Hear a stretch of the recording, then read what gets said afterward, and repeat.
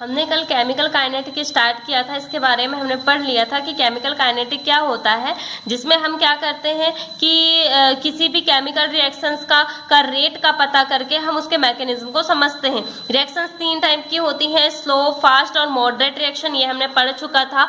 और फिर हमने पढ़ा था रेट ऑफ रिएक्शंस, हम क्या कर सकते हैं, रिएक्टेंट की कंसंट्रेशन यानी जिसको मिला के हम रिएक्शन कर रहे हैं उसकी कमी होने या उस पर डिक्रीज होने पे भी बता सकते हैं।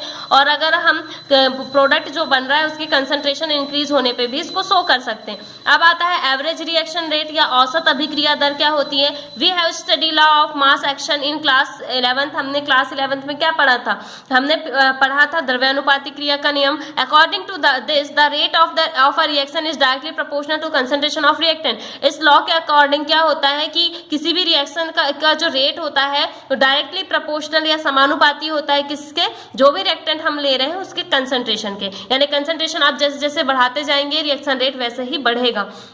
concentration of reactant decrease while that of product increase with increasing time। जैसे जैसे समय बढ़ता जाता है वैसे वैसे रिएक्टेंट की कंसंट्रेशन कम होती है और प्रोडक्ट की ज्यादा होती जाती है। Hence rate of reaction goes on changing with time। और रिएक्शन की रेट जो है वो समय के साथ बदलती है। If concentration of reactant are known at time t1 and t2 times, rate of reaction may be calculated as given below। अगर हम टाइम देखते हैं, अगर हम टाइम लेते हैं t1 से T2 तक का, तो रिएक्शन रेट क्या होगा, तो reaction rate of reaction R is equal x1 minus x2 upon T2 minus T1। तो ये जो है ये क्या कर रहा है, कंसंट्रेशन में चेंज शो कर रहा है। यानी x1 से कंसंट्रेशन x2 हो गई और टाइम 1 से T1 हो गया। तो हम इसको del x upon del T से शो कर सकते हैं। Del x change in concentration of reactant in T2 minus T1 time, यानी T2 से T1 टाइम के बीच में जो डेल एक्स है वो दिखाता है कि कंसंट्रेशन में कितना चेंज हुआ।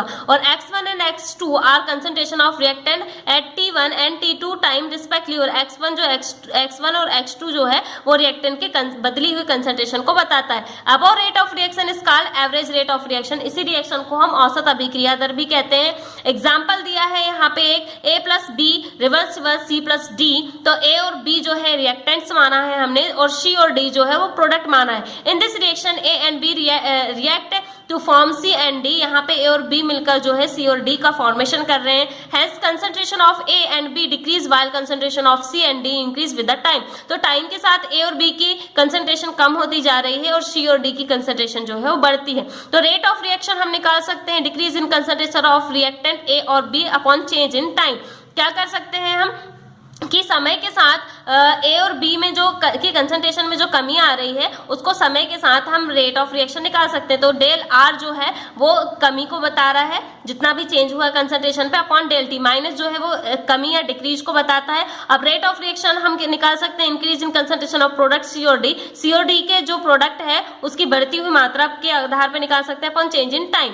तो यहाँ पे बढ़ रही है इसलिए यहाँ पे प्लस चार्ज है del P upon del T। तो ये होता है आपका एवरेज रेट ऑफ रिएक्शंस। ठीक है, तो ये आपको जहां तक निशान लगाए वहां तक देख लेना है। अब आगे नेक्स्ट देखना है हमको इंस्टेंटेनियस रिएक्शन रेट। तात्क्षणिक दर क्या होती है, the molar concentration of reactant and products are continuously changing during the chemical reaction. जब भी कोई केमिकल रिएक्शन चलती है तो किसी भी रिएक्टेंट और प्रोडक्ट की मोलर कंसंट्रेशन, यानी कि मोलर कंसंट्रेशन का मतलब होता है कि उनमें कितने अणुओं की सांद्रता है, आणविक सांद्रता जो है वो हमेशा बदलती रहती है। ठीक है, it means that the rate of reaction at any movement can not be calculated by dividing the change in concentration of reactants और product with time। इसलिए हम किसी भी रिएक्शन के एक निश्चित क्षण में या मूवमेंट में उसको कैलकुलेट, उसकी मतलब रिएक्शन की रेट को कैलकुलेट नहीं कर सकते, किसके जरिए, प्रोडक्ट और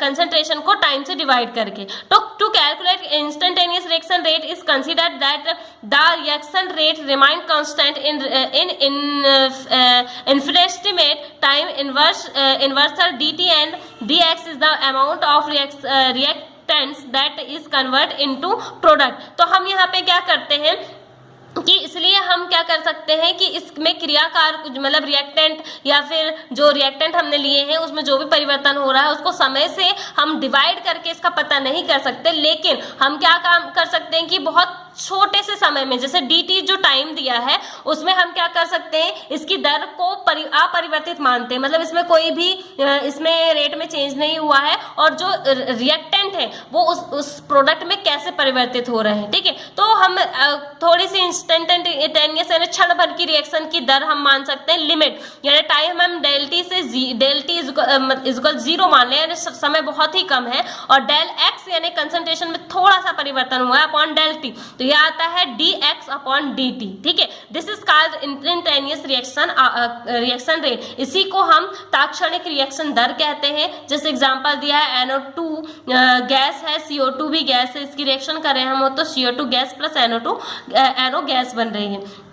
ठीक है, और क्या है, in this reaction the reactant and products are stoichiometrically similar, thus the rate of this reaction may be determining by the rate of disappearance. तो ये इस रिएक्शन में जो दोनों के दोनों रिएक्टेंट हमने लिए हैं वे क्या है कि स्टोमेट्रिक अनुपात में सेम है, और NO2 और CO जो है वो डिसअपीयर होने की दर उनकी, यानी कि NO2 और CO की लुप्त होने की, डिसअपीयर मतलब उनके खत्म होने की जो दर का जो रेट है, या फिर CO2 और NO की जो बनने की रेट है, यानी NO2 और CO के खत्म होने की रेट और CO और NO के जो बनने की रेट है, उसके जरिए हम उसको निकाल सकते हैं। तो rate of reaction is equal minus D NO2 upon dt, minus क्यों, क्योंकि ये कम हो रहा है, is equal minus D CO upon dt, minus क्योंकि ये कम हो रहा है, और DCO2 dt ये प्रोडक्ट है जो बन रहा है, is equal D NO upon dt, क्योंकि ये प्रोडक्ट है इसलिए ये प्लस में है।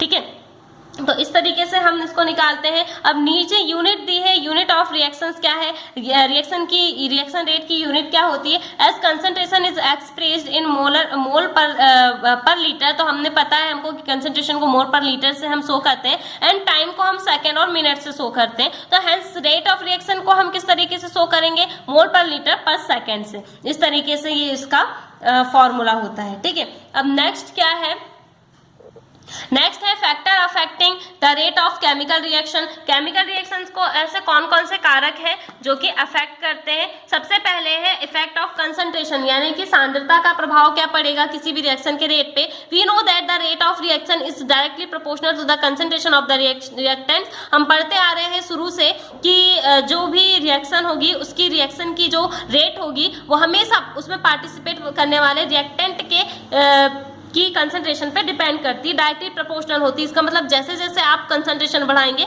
वैसे वैसे रेट ऑफ रिएक्शन बढ़ेगा। Thus is to increase the rate of reaction the concentration the reactant has to be increase. जैसे जैसे आप रिएक्टेंट को बढ़ाएंगे वैसे वैसे रेट ऑफ रिएक्शन बढ़ेगा।